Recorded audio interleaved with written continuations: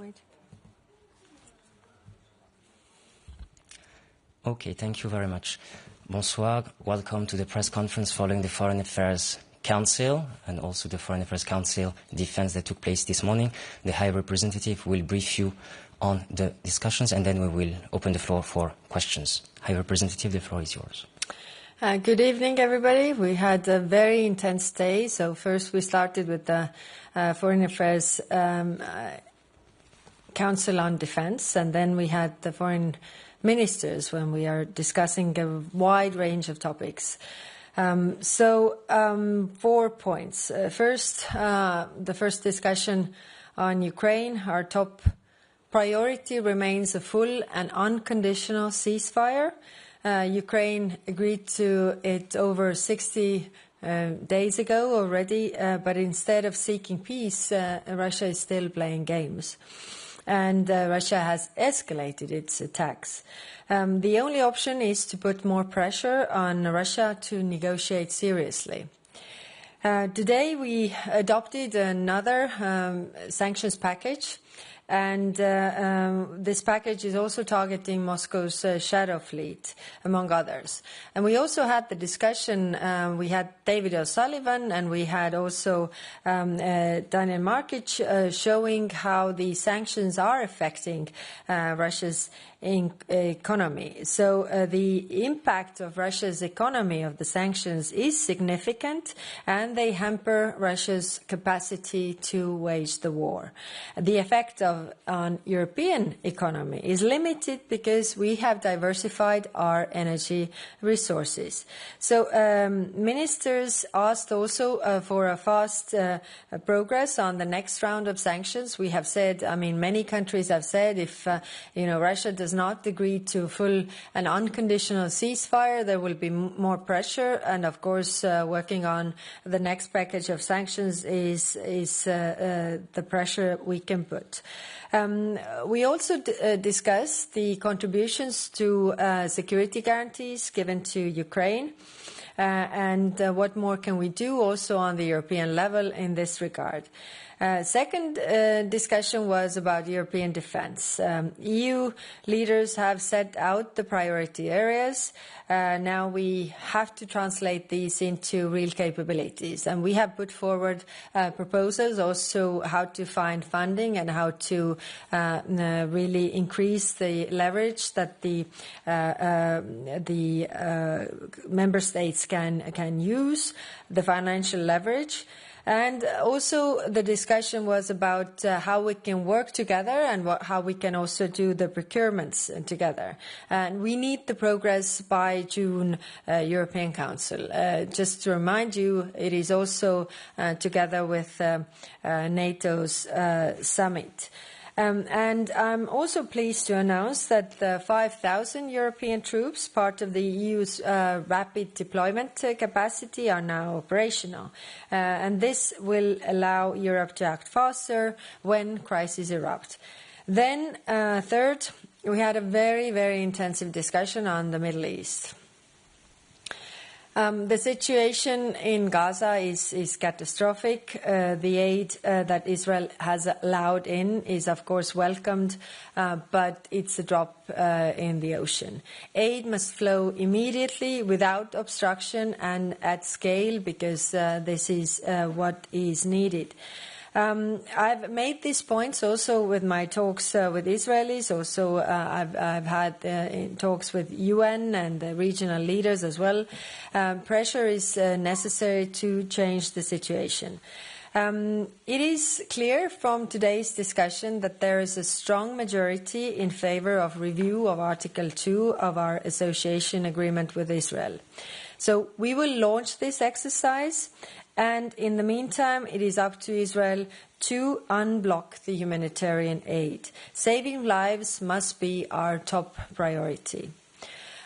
On Syria, ministers agreed to lift all economic sanctions while maintaining those related to Assad regime and human rights violations. This decision is reversible and conditional also on progress.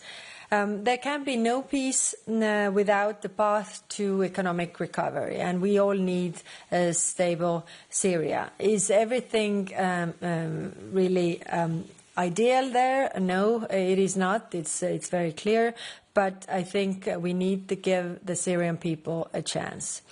Then we also discussed the situation in Daesh camps, in addition to ongoing fight, work with the fight to radicalization. A financial package worth of 18 million euro will go towards improving the conditions in the camps. And finally, in a time of growing, unfiltered content, independent journalism is more important than ever. And that's why I'm pleased to announce that we are preparing a 5.5 million euro contract with the European Endowment for Democracy, and this will support the vital work of Radio Free Europe. It's a short-term emergency funding designed for the safety net for the independent journalism. So I'm happy to take your questions now. Thank you, High Representative. We will start over there, Olivier AFP. Thank you, HRGP. Olivier Beau from AFP, Agence France Presse. European leaders keep saying that they want to strengthen sanctions against Russia. Some of them even mentioned massive sanctions. You mentioned the 17th package, but we all know that this package has been in discussion a long time ago, way before the necessity of imposing more sanctions was raised by some leaders. So could you give us some more details on this sanction? What kind of sanction could be really a game changer for Russia? Thank you. Yes, thank you. It is true that the 17 package was already in process, but it's not a long-time process, because if you think about, I think our last package was in February, so if I remember correctly, and now we are in May, next package now. Yes, the announcements of countries to say that to put more pressure on Russia after it is clear that they are not wanting peace and do not agree to unconditional ceasefire. We have to put more pressure on Russia. It was last week, and then it is something that we are working on. So, what is the most the strongest of this package is, of course, energy. The oil price cap is clearly something that has a clear effect on Russia's economy. There are, President von der Leyen has pointed out also what is there regarding Nord Stream. It's more for the future. That is true. There are also discussions about banking services. So, but I think the most important is the oil price cap, really, because what we heard today from the intelligence as well was that, Russia's economy is not doing well. And, so far they have been able to cover this with propaganda, saying that, economy is rising actually, and there's nothing to see here. But now they can't even cover it with the propaganda anymore. And they are saying that it's in stagnation. So energy is a big part of the Russia's national fund, which is almost completely depleted. So if we can put more pressure there, then it would be also the pressure that might help to end this war. العربية نوردين. نوردين فريدي العربية. Madam High Representative, about the decision on Syria, do we understand that in your view, Syria is in the right direction, the right track? And this decision of lifting the sanction, is it also a consequence of the historical one that Mr. Trump took last week in Riyadh? And about Israel, is there any deadline for the reviewing the association agreement, let's say next FAC or...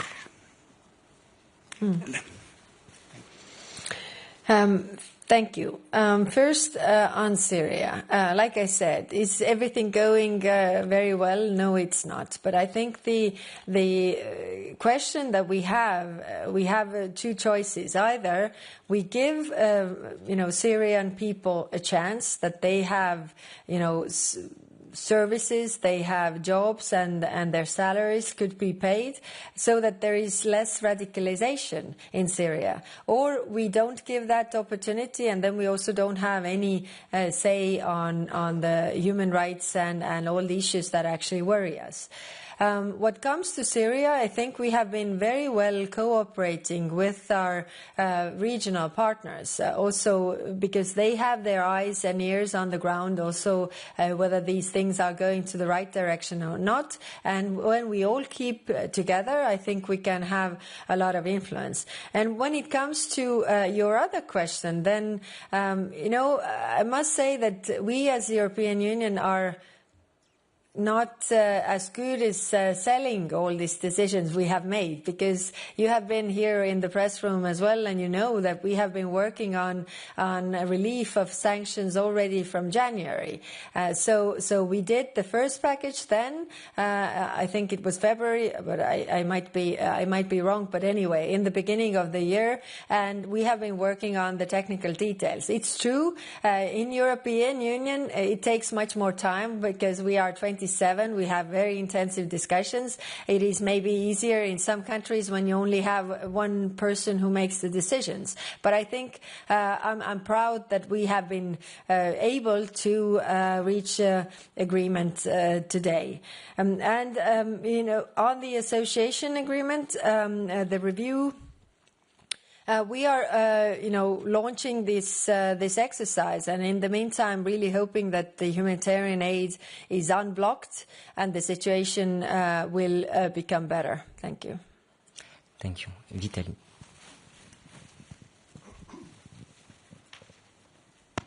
Thank you, Vitaly Sizov, UATV Freedom. Yesterday, President of United States, Trump, said that he does not want to impose new sanction against Russia, but today you adopted new package of sanction. Ukrainian minister and his EU colleagues said that it's very important to coordinate sanction policy with the United States.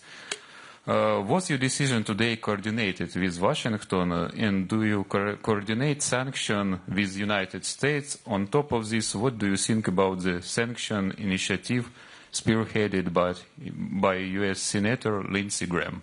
Thank you.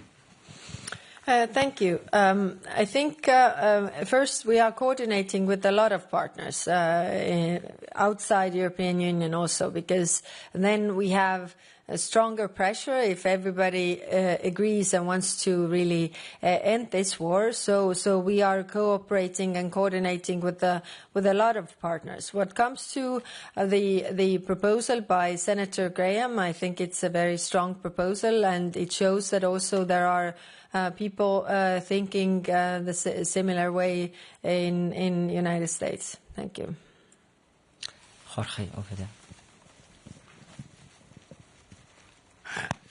Jorge Libareiro with Euronews. Hello, High Representative. Two questions. First one on Russia. You have received a letter from 15 member states asking you to renew relations with Russia's closest allies, and one of these is, of course, China. There's a lot of speculation lately about a possible reset of EU-China relations. Do you support this possible reset, and do you think the conditions are right for it? And just second on Israel, the decision to launch the review. Can you tell us a bit more how many member states were in favor? What are the next steps? What's the time frame? And if you think it's a political signal strong enough? Thank you. Yes, thank you for your question. First on China. We have the discussion on China coming on up in June in Foreign Affairs Council. So I would not run ahead of the curve here, but really try to listen the positions of member states on China, because we are in this turbulent and changing world, and we need to listen what are the views around the table to put together really a common position. And then what comes to the association agreement and the discussion around that, I will not say numbers and I will not say member states, but I can say it was a huge majority for this. I think what it tells is that the countries see that the situation in Gaza is untenable, and what we want is to really help the people, and what we want is to unblock the humanitarian aid so that it will reach the people there. It is, the trucks are behind the borders. There are thousands of trucks, and like I said, the 100 trucks that came in, it's a welcome step, but it's not enough because the needs are much bigger. These humanitarian aid is very much financed by the European Union, and that's why the member states are also very keen on sending this message that the suffering of the people is untenable. Thank you. The lady, fourth row, yes. Tatiana Vysotska, European Pravda, Ukraine. I would like to come back to 18th package of sanctions. What is your prediction when it may be adopted? You said fast track. You said it will be quick. Will it be during the Polish presidency or Danish presidency? Because if it will be strong, some countries, some member states may block it. As, for example, Hungary is blocking Ukrainian accession. And this is my second question. It's not the topic of the discussion, but today in the morning we saw Marta Kos, who also participated in the meeting, and she was talking about the necessity of opening the first cluster with Ukraine. Are there any news? What did you discuss with Marta Kos? And maybe Hungary is, moving forward in this question, or no? Mm-hmm. Thank you.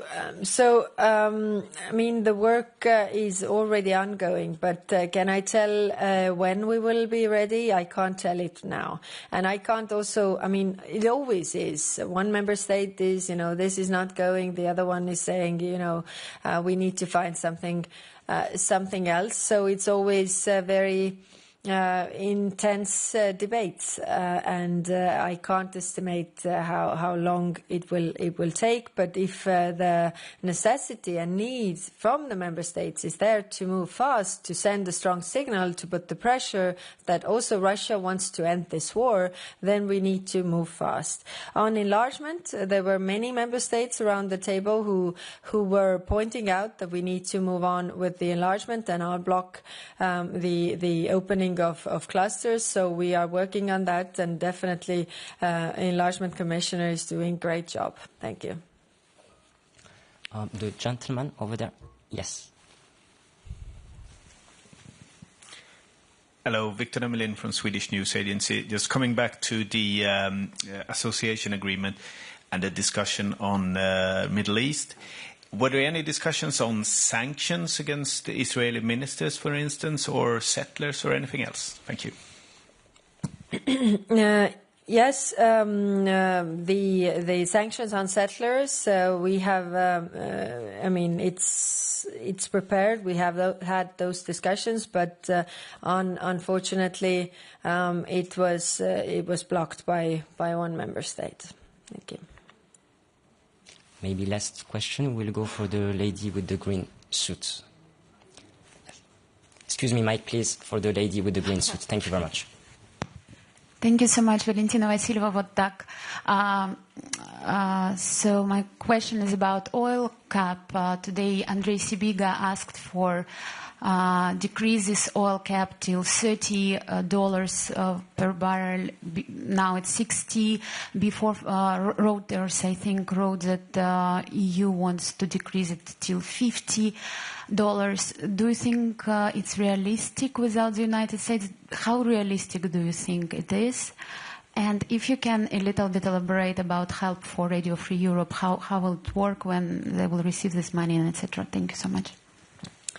Thank you. Oil price cap. Just recall when we first agreed the oil price cap, the agreement was between all the parties that it will be, if the market price goes down, then it is always lower than the market price. That was the initial agreement by all parties. Now, when the price actually got down, we didn't do this step of having it lowered. The discussions, and then we had the U.S. also on board. Right now, I know that in this big package of sanctions that the Senate is preparing, it's also the oil price cap. So the necessity is there. But can I predict how it is going? I can't, because the work is ongoing. And on Radio Free Europe, if we look at the total amount of funding that they have for operating all across the globe, then it's clear that Europe can't step in with all this funding that is necessary. So our focus should be really to help Radio Free Europe to work and function in those countries that are in our neighborhood and that are very much dependent on news coming from outside on Radio Free Europe, whether it's Caucasus, whether it's Central Asia. So to have it functioning, like I said, it is the short-term financing, and we need also member states to come in to find solutions for the long-term financing. But when we had the discussion with the commissioners, external affairs commissioners, also about the foreign aid withdrawal by United States and where we step in, the discussion was about being strategic, and we gathered from the member states what are the strategic areas where we come in with the European money, because we can't fill the void with everything. And one of those was free media. So this goes in line with those understandings from the member states. Good. Thank you. This concludes our press conference. We will be back here tomorrow after the ministerial with the African Union. So have a nice evening. Thank you very much. Thank you.